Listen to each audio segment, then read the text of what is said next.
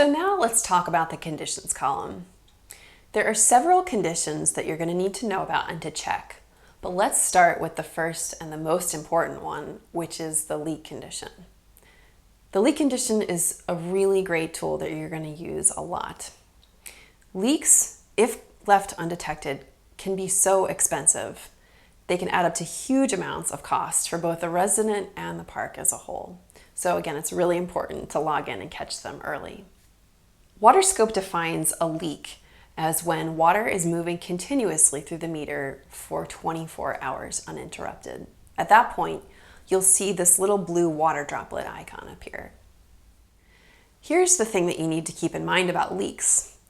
They can be very sneaky. Sometimes you have a faucet running or a toilet continuously running, and that's really easy to see or hear.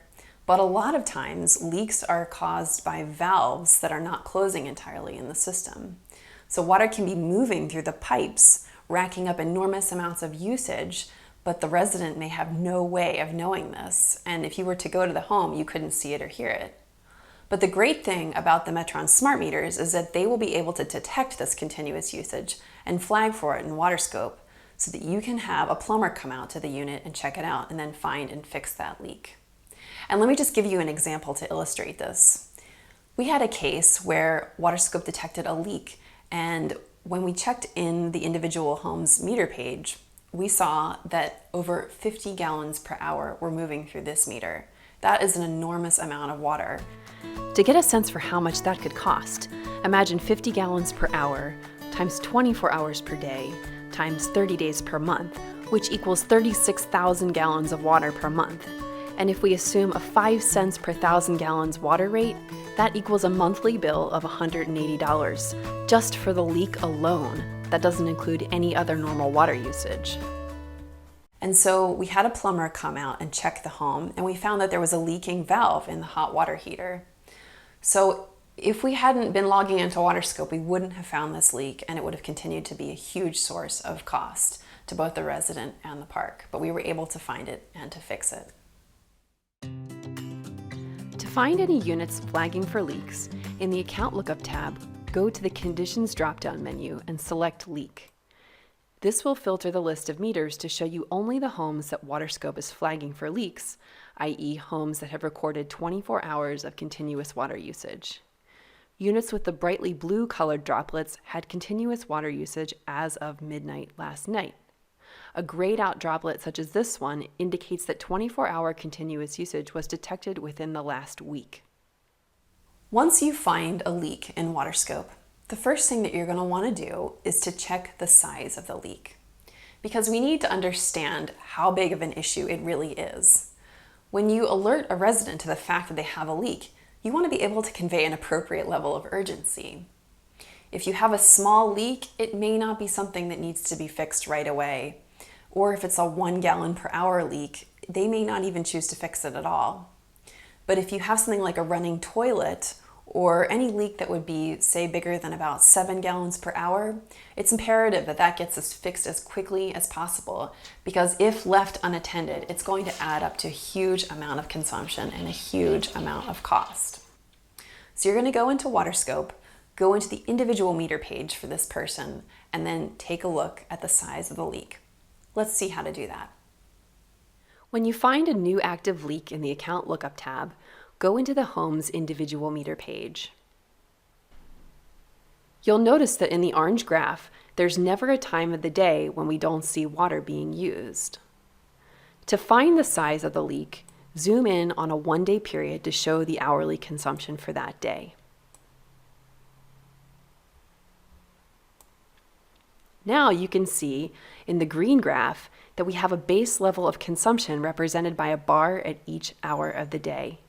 And you can see here by hovering your mouse over that the amount stays constant at a minimum of 10 to 11 gallons per hour. This means that we have a leak that's running approximately 10 to 11 gallons per hour. And it's normal to see a little variation. In this case, you'd want to notify the resident right away so that they can fix this and avoid a high water bill. Older toilets tend to flow between 10 to 11 gallons per hour, so it might be as simple as fixing a running toilet. If it's not clear where the leak is, then you should have the resident call a plumber to get help fixing it.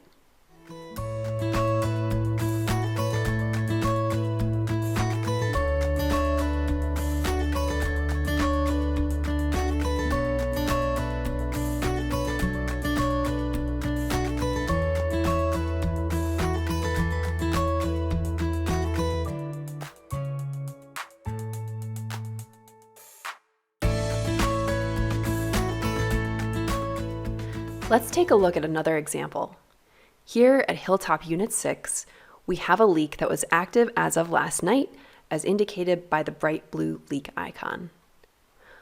When we scroll down to zoom in on yesterday's consumption, though, what you'll see is that we have a couple hours of the day where it looks like we don't have any usage. So we have a base consumption rate of about 10 to 11 gallons per hour and an active leak flag, but then some times of the day when it looks like the leak may not have happened. This is actually not the case. Just because we don't see usage in these hours doesn't mean that the leak stopped during those times. It can sometimes happen that the gateway doesn't hear one of the meter's hourly reads, but the meter still knows that the water is going through it. The water for that hour will then be shown in the next hour that the gateway hears the meter. In this example, you can see that this bar here at 4 o'clock is roughly twice the size of the base leak rate. So the gateway probably didn't hear the meter at 3 a.m., and then at 4 a.m. we see a usage of 20 gallons, which probably includes the 10 gallons from this hour and then the 10 gallons from this hour, for a total of 20 gallons. Now that you've identified the approximate size of the leak, you can contact the resident, tell them that they have a leak, and also let them know how big it is so they can decide how soon to fix it. If the leak is bigger than a couple of gallons per hour, please encourage them to fix it as quickly as possible to avoid a high water bill. Let's say that you've reached out to the resident and you've let them know that they have a leak, but they don't believe you. They're just not understanding that they could actually be having a leak, even if they can't see or hear it. What can you do? Let me show you a couple of features on the individual page that you can use to help your resident understand that they have a leak and that they need to fix it.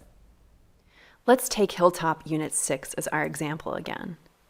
First, you'll explain to this resident that many leaks are sneaky and can't be seen or heard. You'll let them know that the meter can detect water going through it even when we don't know that it's running. Next, you can show them a 24-hour period of consumption. You can save this graph to a PDF using this button here, and then you can print and share it with the resident. It's a picture that's worth 1,000 words to show them how they're using 10 gallons per hour even when they're asleep. Next, you can export a report using this button here. Choose a date range of a couple of days and click Create CSV File. The default is a week, so we'll just go with that for now. When you open the CSV file, expand columns A and B. Then scroll down the page and you'll see the hourly consumption totals for each hour of the date range that you chose. And what you can see is that there's never a time of the day when water isn't being used. When you share these numbers with residents, it helps them to understand that the meter is detecting real water use that they didn't even know was happening. It's very often the case that when people see the numbers, they understand that their bill is real and that they need to fix their leaks as quickly as possible to avoid high bills in the future.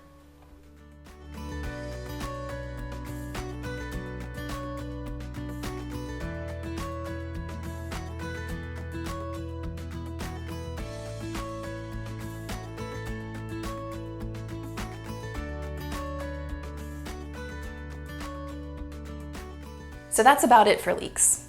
We have a couple more conditions to check for, but we'll save those for the next video. Head on over and we'll get right to them.